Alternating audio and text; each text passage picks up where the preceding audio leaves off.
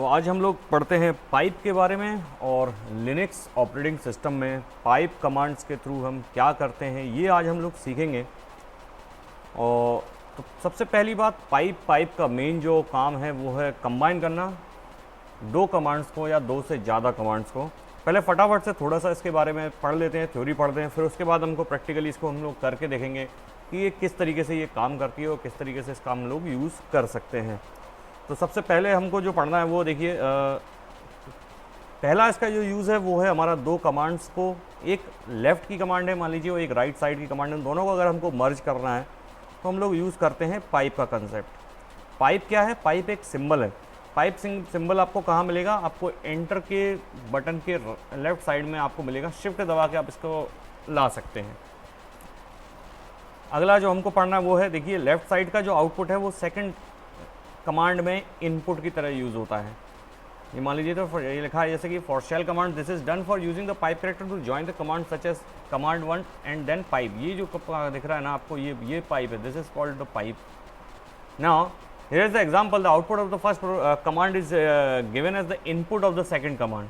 Same as the input of the second command will be treated as the output of the second command will be treated for the input of the third command. Just like ls and wc, these are the two commands. The output of the ls command will be treated as an input of wc command.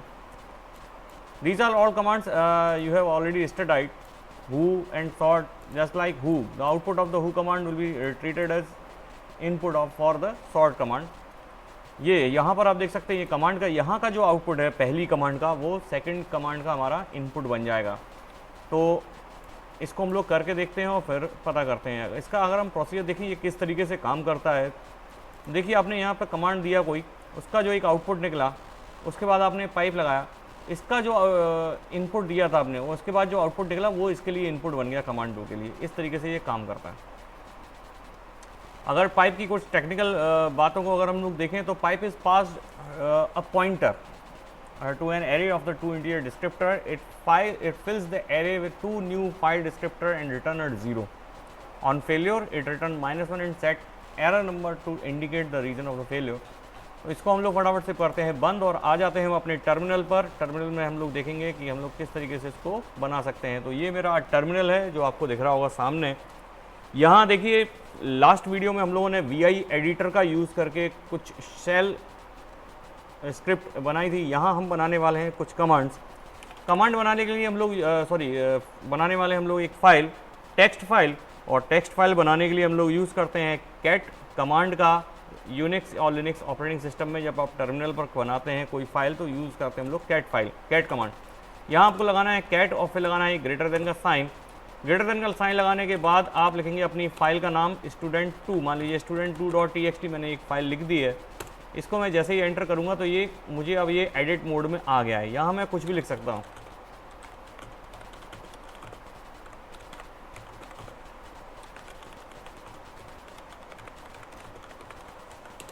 ये इस तरीके से मैंने लिख दिया। Ctrl Z से आप बाहर आ सकते हैं।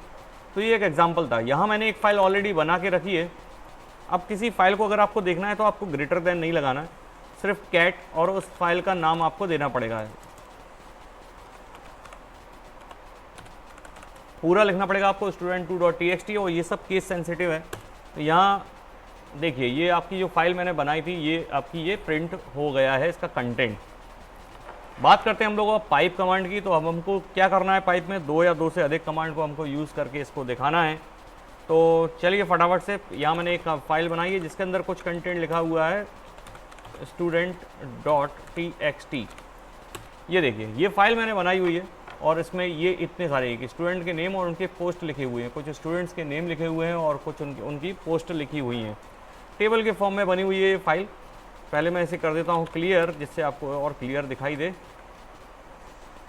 ये देखिए तो ये फाइल आपको सामने दिख रही होंगी और इसका कंटेंट आपको दिख रहा होगा। क्या किया हमने, कैट कमांड से इसको देखा है, CAT, उसके बाद student.txt, जिससे हम लोगों के पास ये पूरी लिस्ट आ गई है। अब हम यूज़ करते हैं पाइप का। तो पहला मान लीजिए मैं एक कमांड है कैट, इसे फिर से कर देता हूँ मैं क्लियर। अब देखिए यहाँ मैंने ये ये एक पहली कमांड है मेरी। अब मैं करने वाला हूँ एक दूसरी कमांड को ज्वाइन।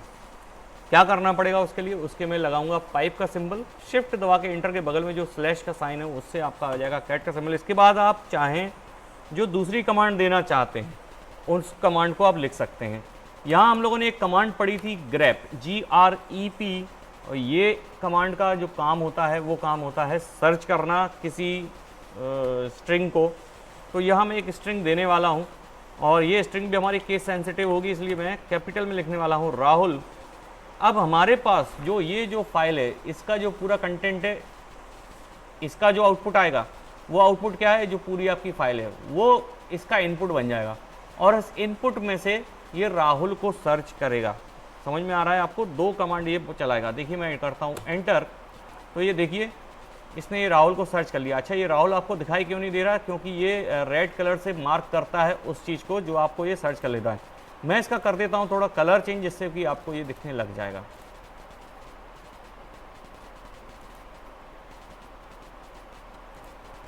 तो ये देखिए, अब देखिए, ये देखिए इसने राहुल को ये हाईलाइट कर दिया और इसको मिल गया है ये, और ये पूरी लाइन को इसने प्रिंट कर दिया है कि जहाँ इसको राहुल मिला है। तो ये देखिए, ये हमारा एक बहुत ही परफेक्ट एग्जांपल था पाइप कमांड का।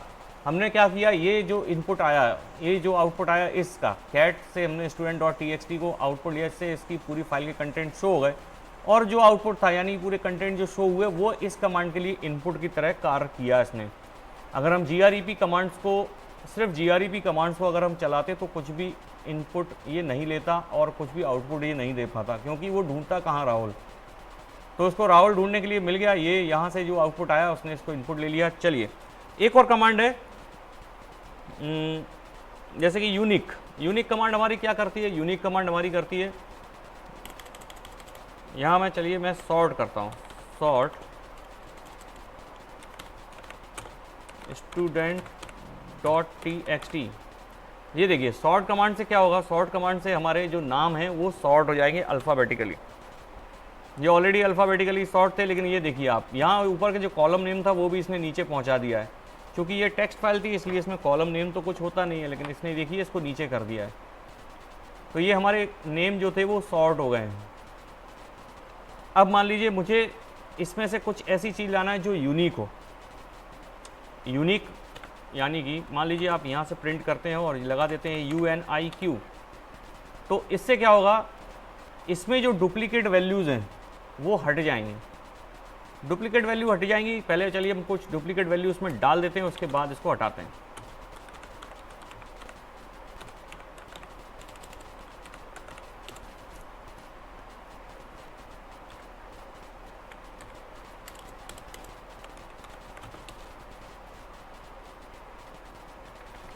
तो यहाँ देखिए, ये मैं इनके कुछ नेम में चेंजेस कर देता हूँ जिससे कि ये कुछ डुप्लीकेट वैल्यूज़ बन जाएं।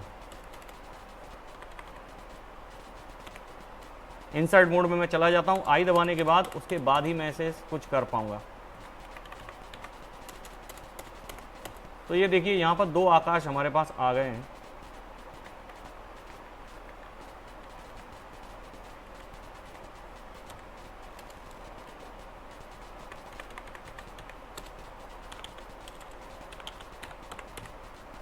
और यहाँ मैं एक राहुल जांगवान एक और एंटर कर देता हूँ और इसको मैं बना देता हूँ। अब इसके बाद ये मेरा काम यहाँ पर हो गया। मैं क्या करूँगा, मैं कॉलन यहाँ एस्केप दबाऊँगा। जैसे ही एस्केप दबाऊँगा तो ये इंसर्ट मोड से हट जाएगा। कॉलन दबाऊँगा, ये बाहर आ जाएगा। WQ दबाऊँगा तो ये सेव हो जाएगा और एग्ज़िट हो जाएगा। तो ये देखिए बाहर होके एग्ज़िट हो गया। अब मैं वापस कैट कमांड चलाता हूँ तो ये देखिए, ये जो दो एंट्री हमने की थी, एक तो ये दो राहुल बना दिए थे और ये दो आकाश बना दिए थे, जिसमें आ गए हैं। इस तरीके से आप लोग इसको एडिट भी कर सकते हैं। ये भी एक अच्छा एग्जांपल था। अब आगे हम लोग देखते हैं इनको सॉर्ट करना। तो चलिए मैं करता हूँ सॉर्ट student.txt। तो ये देखिए सॉर्ट इसने कर दिया है। सॉर्ट तो इसमें ऑलरेडी थे, लेकिन ये इन्होंने सॉर्ट कर दिया। अब मैं चाहता हूँ कि सॉर्ट के होने के साथ साथ ये यूनिक नेम प्रिंट करे, यानी कि जो डुप्लीकेट नेम है उनको हटा दे। तो ये देखिए इसने डुप्लीकेट नेम तो नहीं हटाए हैं। क्यों नहीं हटाए हैं? क्योंकि ये आइडेंटिकल इसमें कुछ नहीं थे। नेम तो थे, लेकिन इसके आगे का ये जो लिखा हुआ था ये सेम था। अगर आप चाहें तो अपना डेटा आप बना के इसको हटा भी सकते हैं, इसमें आप चाहें तो यूनिक नेम हटा सकते हैं। चलिए अब हम आ जाते हैं 3 कमांड को किस तरीके से हमको यूज़ करना है पाइप कमांड का यूज़ करके। तो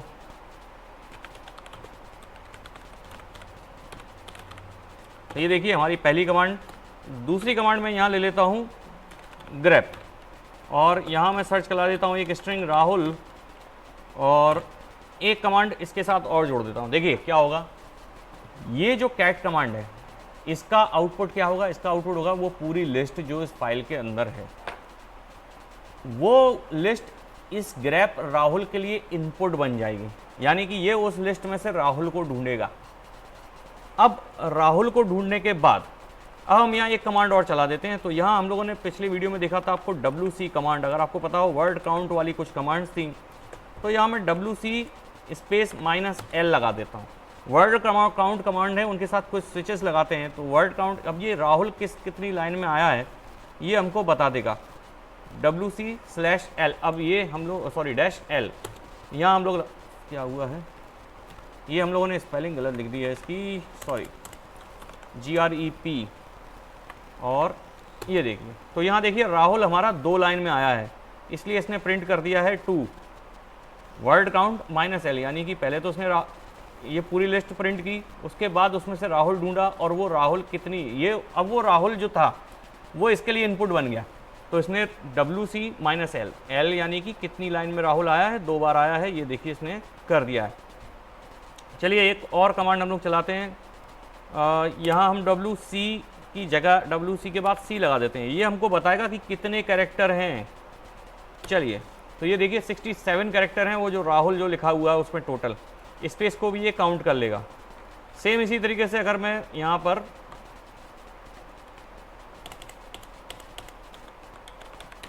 आदर्श को सर्च कराता हूँ, चलिए, और यहाँ मैं WC यहाँ करता हूँ W, तो ये काम करेगा, हमारा वर्ड को काउंट करेगा, वर्ड को काउंट करेगा। देखिए 0,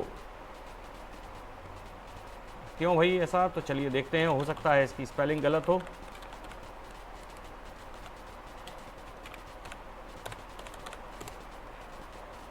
आदर्श की स्पेलिंग यहाँ पर लिखिए ADERSH। चलिए फिर से एक बार हम लोग ट्राई करते हैं, ADERSH कर देते हैं इसको, और वर्ड काउंट कराते हैं। तो ये वर्ड काउंट आया है 6 वर्ड कैसे हैं इसके अंदर, देखिए, एक ये वर्ड है, 2 3 4 5 6, तो ये देखिए टोटल 6 वर्ड है इस पूरी स्ट्रिंग में। तो ये देखिए इसने यहाँ पर 6 प्रिंट कर दिया है।